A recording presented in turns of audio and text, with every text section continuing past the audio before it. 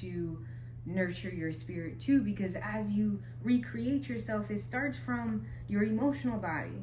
It starts with the way you feel about yourself. So be divine in the way you think about yourself. Know that every thought, every word that you speak to yourself matters. So this season of rebirthing yourself, it starts there. It starts in your emotional body, your spiritual body. So pour into that with so much intention, love, and light. Man, if I had to put a name to the season I feel that I'm in right now, it would have to be divine pressure. I'm in a season of divine pressure. And what I mean by that is the pressure I'm feeling in my emotional body, in my spiritual body, to reform, to transform, and to evolve is so intense. It feels God driven. It feels very intentional. Like this is for my soul's path that I must transform. I must now embody all that I've learned up until this point. Now it's time for me to put things in practice. Now it's time for me to really put things to test. Like now it's time for me to really step in and mean all that I say, to become a woman of my word, and to lead with that. And it's been a trying season, is what I'll tell you there. It's been a tough one, all right? But truly what I am growing to love and to really find pride in too is that, like, I'm doing the hard shit. You know what I mean? I'm doing the work. I'm taking those steps. If it's necessary towards what I'm trying to cultivate, I'm going to take those steps. Regardless of how hard they may be, regardless of the intentionality that's needed, and despite all that it might take, I'm going to do it. I'm not copping out. I'm not allowing my self-narrative to cripple me anymore. I have a new self-narrative, one that embodies God's view of me, that I'm here on purpose with a purpose. So each step that I take, each level that I conquer, it's all on purpose. It's all in divine timing. It's all connected to what I already am, meaning like I'm enough right now as who I am. And as I've been chatting, like, this is a season where, like, I'm really putting things into action and to branch out anew and to recultivate my image. Some of the things that I've been doing to really help me to hone in on becoming and being a woman of her word has been, one, just making sure that I mean what I say and I do what I mean. You know what I mean? Do what I say. Say that 3 times fast. Whatever I set out to do, I'm doing it, right? I'm having my conversations with God to ensure that my spirit is fed, right? Because when we talk about goals and setting milestones and all of that, it's based on outcome. Outcome goals can be really empowering and excitable, right? They can get you going, but often you may find that you become weary because now you're focused on just an outcome, right? You disregard all sense of growth and maturity and lessons learned along the way. You disregard it because if it's not in the face of you getting the outcome that you wanted, then it's a loss, right? Outcome goals can be really draining over time because you may find that the route to get to them may not be what you expected, and so now you find yourself all over the place. Now you find yourself feeling behind or out of your league, you may feel, right? And so instead I've been focusing on my systems, just my systems. I focus on systematic goals. You know what I mean? How many times, how many reps am I getting of this routine that I have, right? How many times am I getting to the gym? How many times am I taking a moment to meditate? How often am I allowing myself a time to just rest in the silence? You know what I mean?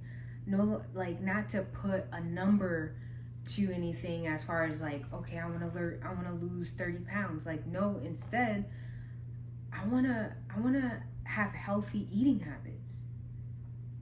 I'm not going to concern myself with the number on the scale. Instead, I want to be someone who really nurtures their body. I want to be healthy. I want to have a healthy gut. I want to be able to create a balanced mood for myself through the way that I diet, the way that I eat.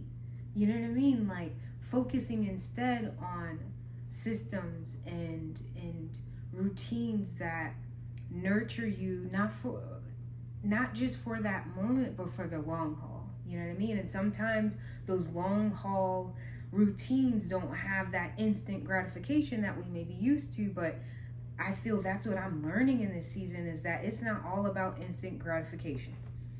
Like, in fact, that's probably like the quickest way to find yourself what feels like off the beaten path of your journey, because too often are you giving in to the instant gratification when instead it's that grind, it's that work of just committing to, okay, this is for my highest good. This really nurtures me. I always feel good when I do X, Y, and Z.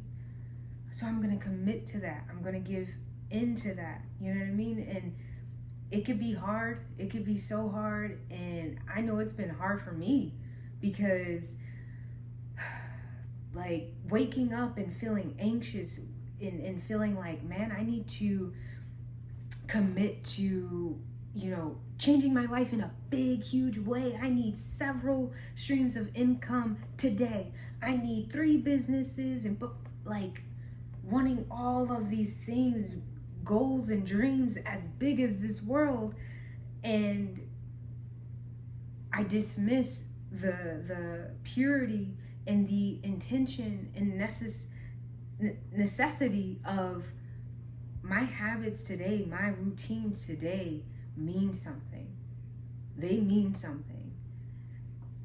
Initially, they don't look like the big worldly goals that I have, but trust me, to cultivate those goals, this is necessary. What I do today is necessary. And that's really been helping me to reshape and redefine myself in not just looks, right? Not just in like how I physically show up in this world, but in my mental body and my spiritual body, right? I'm taking care of myself more intentionally. I'm not allowing the anxiety to mislead me into believing that, oh, I don't have time for that right now. Instead, I need to be on the computer researching. I don't forget taking that moment to do an extra cleanse on my face and really lather up with the oils on my body. Forget that moment of sitting with myself and having a cup of tea on my balcony just to meditate and breathe. I don't have time for that. No longer allowing those thoughts to overcome me, right? Because no, I deserve that. In fact, it's those moments that will help me to cultivate the goals I want, the world I want to see, the environment I want to live in. Like, those moments contribute to the essence of the way I'm able to manifest. So I pray that, like, you remember that you are a divine intervention, baby. Like, you are made of godliness, and you have that ability to create, and the sight and wisdom to know that And to do all of that creation, to do all of that birthing, you must be in connection with the divine, right? For me, that's God. I believe in God. And for you, whomever that may be, but to be in connection with them and to know that, like, okay, the way you created me, the way, I'm set up is very intentional. It's for a divine purpose here on earth. And so whatever I need from this season that I'm in, I know that it's within my reach. I'm able to become what I need to thrive in this season, right? We get so caught up in being in the lows of the season, not remembering that, like, also in our reach is everything we need to breathe a little bit easier, to allow ourselves that space to connect, to have pure thought of peace and tranquility, that which is our birthright, you know what I mean? And to know that, like, you're exactly where you're supposed to be. Don't doubt that, man. So as we recreate ourselves, take that space to breathe life into that self. Breathe life into that self, and allow God's word to nurture your spirit too, because as you recreate yourself, it starts from your emotional body. It starts with the way you feel about yourself. So be divine in the way you think about yourself. Know that every thought, every word that you speak to yourself matters. So this season of rebirthing yourself, it starts there. It starts in your emotional body, your spiritual body. So pour into that with so much intention, love, and light.